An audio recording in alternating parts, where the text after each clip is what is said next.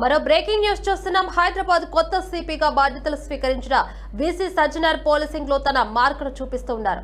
జనాల్లో బాధ్యతతో డ్రైవింగ్ అలవాట్లను ప్రోత్సహించే లక్ష్యంతో CP Sajjanar safe ride challenge అనే సరికొత్త కార్యక్రమాన్ని ప్రారంభించారు. ఈ కార్యక్రమంలో ప్రతి ఒక్క పౌరుడు భాగం కావాలని పిలుపునిచ్చారు.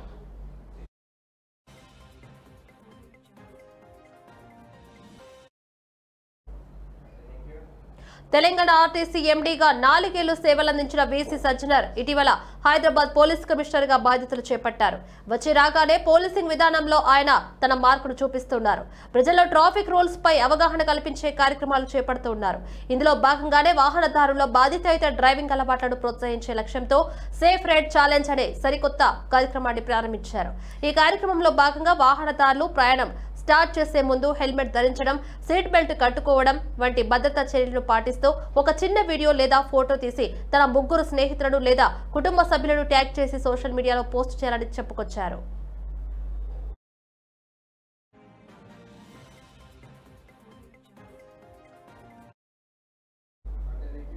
ఇలా చేయడం ద్వారా అతిగా సోషల్ మీడియా ఉపయోగించే యువతలో మార్పు తీసుకురావచ్చని, వారికి రోడ్డు ప్రమాదాల పట్ల అవగాహన తేవచ్చని తెలిపారు. సేఫ్టీ ఎప్పుడూ ఫ్యాషన్ అవుట్ కాదు. మీ ప్రతి ప్రయాణం మిమ్మల్ని, మీ ఇష్టమైన వారిని రక్షించుకునే నిర్ణయంతో మొదలవుతుంది ఆయన రాసుకొచ్చారు.